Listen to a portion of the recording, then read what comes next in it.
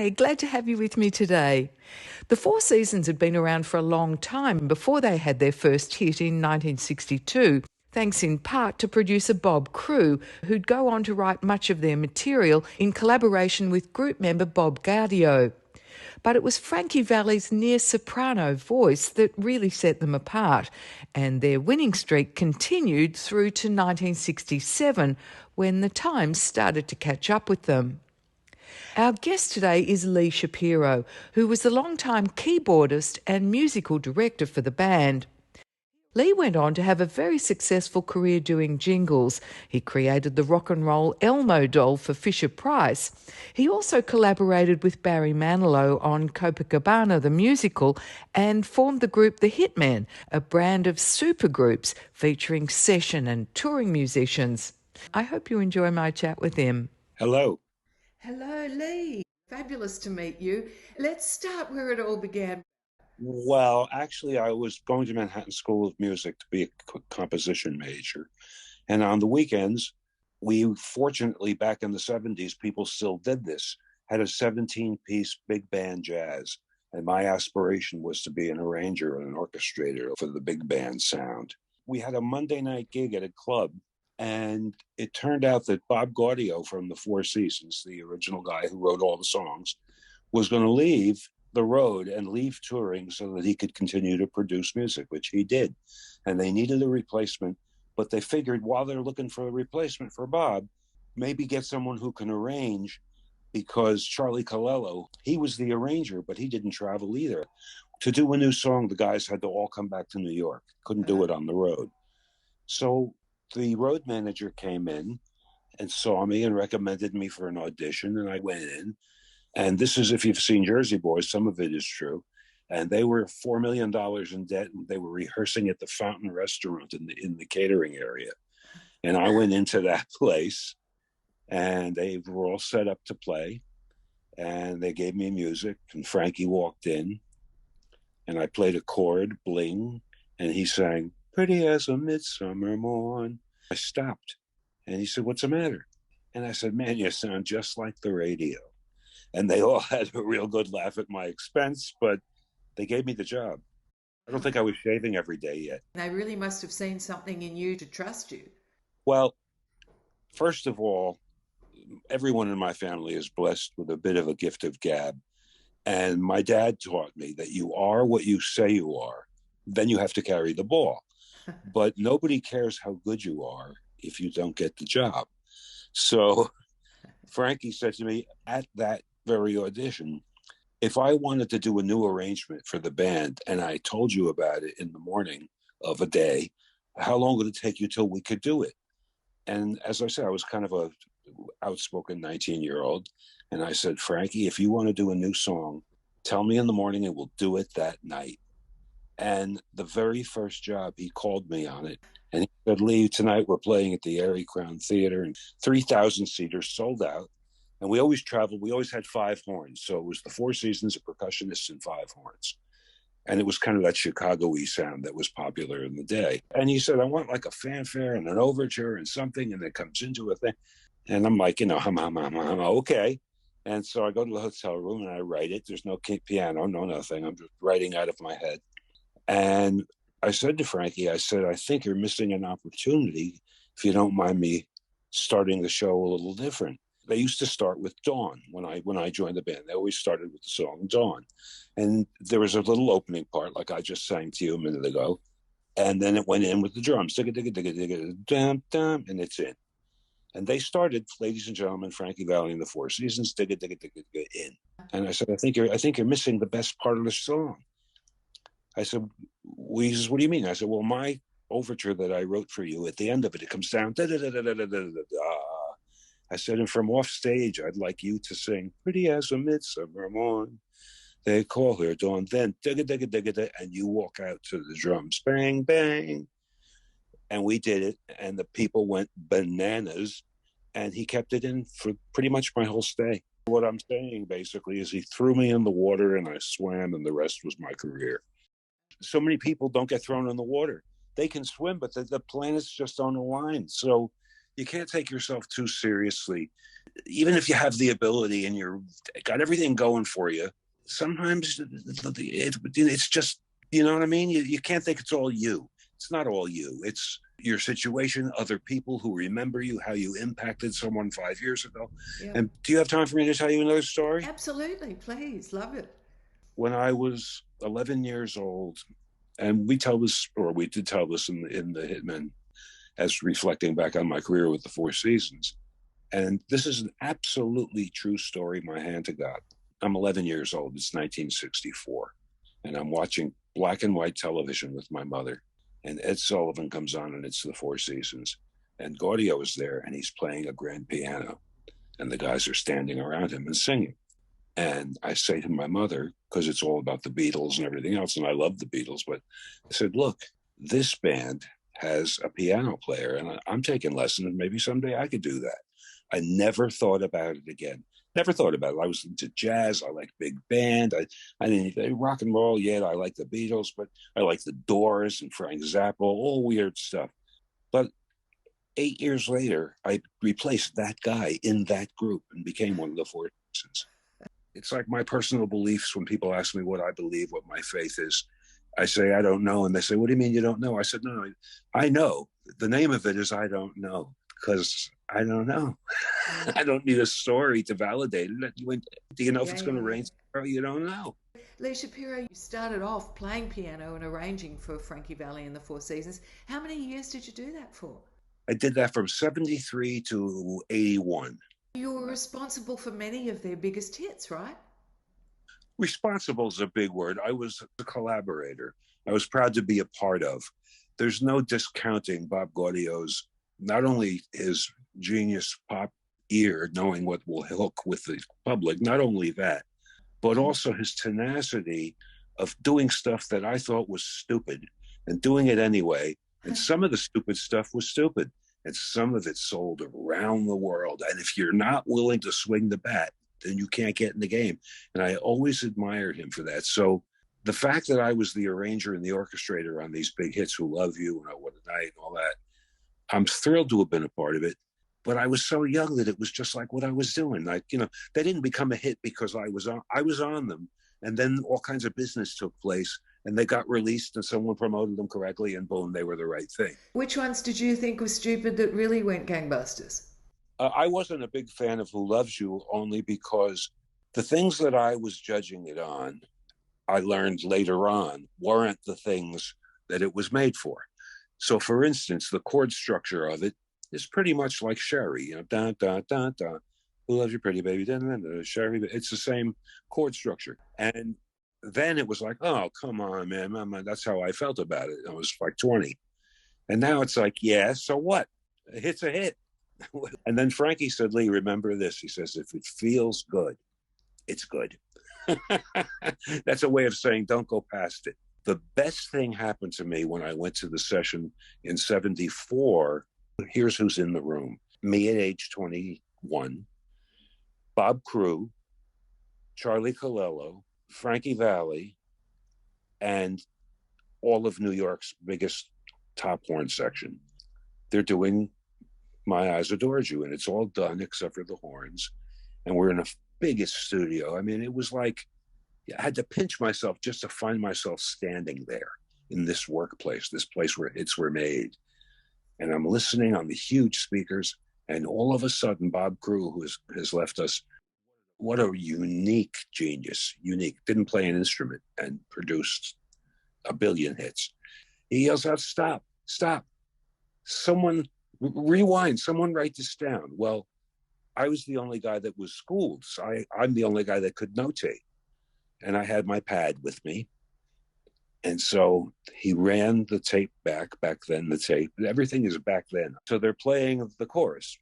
My eyes adored you, and Bob Crew starts to sing, da da da da da da da da da. Just write it down, and I'm writing it down, and it's on a little scrap of paper. He says, run it out to Charlie, because Charlie, of course, could notate, but he was in the other room conducting.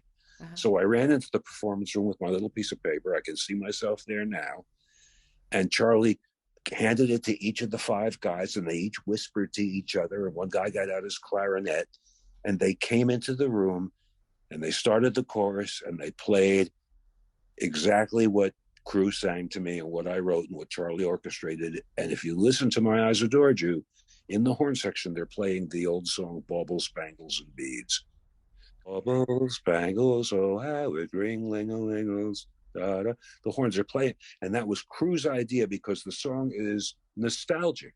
So he brought it back another generation, not just 60s, and we were, but he brought it back to it just had a sense of it, would pull at your heart, I mean, here you are listening to Miles Giorgio in 74, which then for us it was a contemporary record. All of a sudden creeps up the big band sound. It was so old that it was new. At the time, it's all just happening. And in retrospect, you could almost plot it with pins, the evolution of everything. The very session I'm talking about with Charlie Colello, and we're recording, this is another part of the date. They were running the song, and I had a suggestion, and I blurted it out, and I felt pretty good about it. And Charlie takes me over, and he takes me by the arm, and he walks me into the corner. He was a shorter man. He said, "Lee, you know what you should do really right about now?" I said, "What's that?" He said, "You should shut your mouth and sit over there and listen." And I did, and it stung at the time, but we've been friends since then. And he was right, because to quote Larry King, "I've never learned a thing while I was talking." He was the guru. And we ended up being very close to this day. And frankly, my music emulates Charlie, because since then, if I go to a session, even now, and it's not my session and I'm just visiting, or I'm not performing and I'm just seeing someone there, I sit in the corner until someone talks to me. Because that's what I learned, because that's what professional recording acumen is. You don't walk in and then break whatever is going on that you're not aware of. Right. There may be magic happening that you just walked in on. Frankie Valli and the Four Seasons achieved 71 chart hits, including 40 in the top 40, 19 in the top 10, and 8 number one hits. All of these during the 60s. But what actually makes a hit? We don't know what makes it. How come this guy writes a song and it sells 10 million pieces? And I write a song and it sells, my sister bought it. You play it for the same people. Oh, I love that. Oh, I love that. Like with Frankie Valli, people love the big hits. People love the ones that weren't big hits. It's very interesting as to what makes it commercially successful. Some things just strike a nerve. You were with them for 7 years. Why did you leave them? 2 reasons. One, I felt, and I unfortunately was right, but short of Jersey Boys, but I felt that the Grease is the Word, which was Frankie's solo record in 78. I really felt that with the advent of the Police and Devo and Oingo Boingo and those kind of groups, that the recording success for Frankie Valli and the Four Seasons was over. Not that that matters, because he's always performed and he's performing now. But for me, as a young man, my dream was to be a producer in the studio. And it was difficult to leave something that successful. And I had just met my wife. How did you meet her being part of the Four Seasons? There's a story there. She was the personnel director at an outdoor concert facility in North Carolina, and we would play there. And very pretty. And every year I would ask her out. I was 21, she was 18, then 22 and 19, then 23 and 20. Right. And she wouldn't. I actually called her from Paris and said I would fly her there, and she wouldn't go. And finally, when I was 24 and she was 21, I got a little note. I had broken up with my boyfriend. If you'd like to have a coffee, never went back. Lee Shapiro was right. The Four Seasons had limped their way through the early 70s, but briefly returned to the top of the charts in the middle of the decade with a couple of major hits like Who Loves You and December 1963, Oh What a Night. Frankie Valli had had a resurgence as a soloist, reaching number 1 with My Eyes Adored You and making the top 10 with Swearin' to God. But it didn't last. The band couldn't turn back the clock to December 1963 when they reigned as the most successful white rock group in the world. Music was changing and Lee Shapiro wanted to be part of it. I did, and I produced music, and I ended up going into the media area where I was writing music and producing music for TV commercials. And even though I wasn't making hit records at the time, I played on some. I was on the album that had Buster Poindexter, Hot, Hot, Hot, because my friend Sandy Linzer, who wrote Let's Hang On and Working My Way Back to You, he produced those records. The 80s music scene was a period of significant change, marked by the rise of electronic music, the dominance of MTV, and the emergence of new subgenres. Synthesizers became commonplace and artists explored a wider range of sounds and styles, including new wave, synth pop, metal and hip-hop. But were these changes for the better? No, but I wouldn't disagree either. I would say that it changed for other ears. Like, for instance, today, with all of the looping and sampling, and I love it. I love the electronic music. I don't think it's composing. I think that it's more of, if I can make my own phrase, audio assemblage. And that's like the difference between painting and collage. Painting is your own stroke.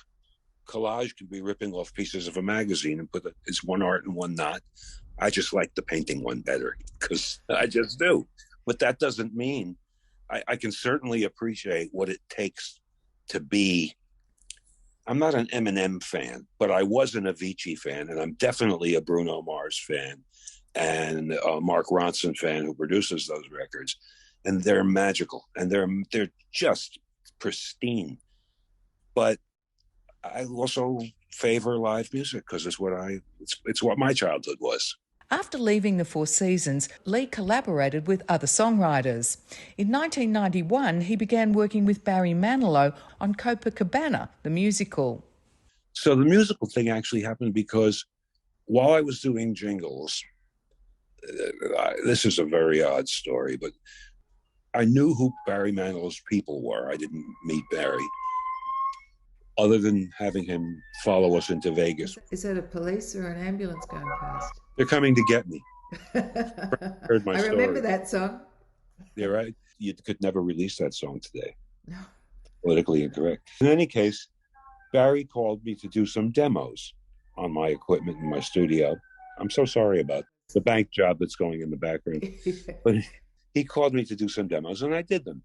And my studio was in another person's facility. I had a room, and he came in and we did it, and it was very successful. It was good. So a year or so goes by, and we moved, my wife and I, and I was doing nicely with my TV work. And my wife said to me, "Why don't you call Barry Manilow?" And I said to her, "Come on, I did one demo with the man, and I'd have to call his management, and I'm not going to call him. It's Barry, you know." So she said, "Why don't you write him a letter?" And I said, "Why do you want me to do this? I don't have to make this stuff up. This is for real." She said, "I had a dream with Barry Manilow in it." I said, "You're kidding me, right?" And she said, "No. My wife is 1/4 Cherokee Indian, for what it's worth, so I don't doubt anything." And I said, I wrote the letter. I went out to dinner with my wife, and we had a babysitter for my daughter, who's 37, who was then 7. And when we came back, the babysitter was like white-faced and said, "Talk to your daughter about the phone call." And I said, "What about the phone call, Ariel?" And she said, "You had a phone call, Daddy." I said, "Who was it?" She says, "Barry Manilow." I said, "You got to be kidding." I called back. It was Barry. And we ended up doing Copacabana, the musical, together and co-produced the music. Amazing. For like two months with Barry. It was magnificent. Barry Manilow can do everybody's job. He can sing lead, he can play piano, he can orchestrate, he can produce. No, it's unbelievable. Well, first of all, as most people know, he was Bette Midler's musical director before he became Barry Manilow. And before that, he wrote jingles that are still on the air. Really? Are you familiar with the State Farm commercial? No. Do you have that there? "Like a good neighbor, State Farm is there." He wrote that. That's been running for 60 years. Wow. Really? It's unbelievable. I mean, if Barry did nothing else but write Copacabana, if that's all he ever did, he'd have multi-billions of dollars. Yeah. And when I worked with him, I believe he was in his 40s, and now he's pushing 80. And man, he has it. He's still him. He's got Vegas. He's got the Barry Manilow room that used to be the Elvis room at the Hilton. I'm friendly with a man named Larry Brown who wrote Tie a Yellow Ribbon with Erwin Levine. He said, Lee, our job as creators, our job as songwriters is very, very simple. I said, what's that? He says, we are to take nothing and turn it into something that the whole world will buy. That's what we do for a living. And when I have success, people say to me, I'm an orthodontist, I'm standing on my feet all day, and you come up with a ditty and have a hit. And I say to them, there's nothing to it. Go ahead. Yeah. Go ahead, do it. Well, we all know that's not quite as easy as it sounds. So Lee found something else to get creative about. I found myself, after Barry, doing commercials, and one of my major clients was toy commercials for Fisher-Price at the time. And I had a partner, and we were doing these. And I looked at him one day, and I said, do you think this toy is fun? And he said, no. I said, well, what's fun? And he said, rock and roll. I said, well, there's never been rock and roll in a toy because it's always been looked down upon. If you think about it, in the 60s, you'd never have rock and roll. There'd never be an Elvis toy. It was too racy, shaking hips and jiggling. We don't do that. But this is the 90s. And I said to him, I don't think it's ever been done where rock and roll is in a toy. So we got an Elmo, and we took the mechanism from the shaky Halloween witch that cackles every year. And we took that out, and I cut the speaker wires, and we stuck it into an Elmo. And my wife designed a LeMay costume with sunglasses, and we glued a plastic guitar on him, and we wrote music, and we hit a button, and he came to life. And we said, let's take this to Fisher-Price, because we were working for him anyway. Right. And we went and showed it to the vice president of marketing, and he broke out into a smile, and we knew. Now, this was 97. It didn't come out till 99. There were 2 years for it to screw up.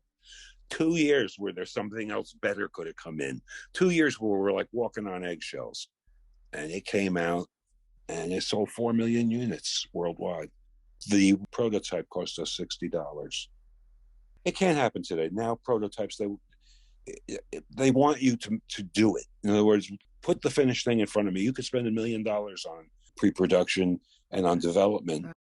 While Lee Shapiro continued his entrepreneurial pursuits, the Four Seasons came together for several reunion tours in the 80s and 90s, some with Frankie Valli and some without.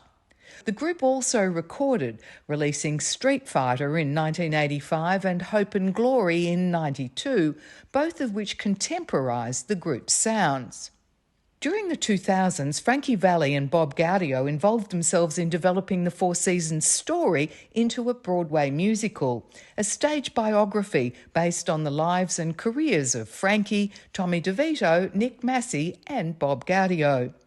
That play was called Jersey Boys, and it became the hit of the 2005-06 season, winning the Tony Award for Best Musical.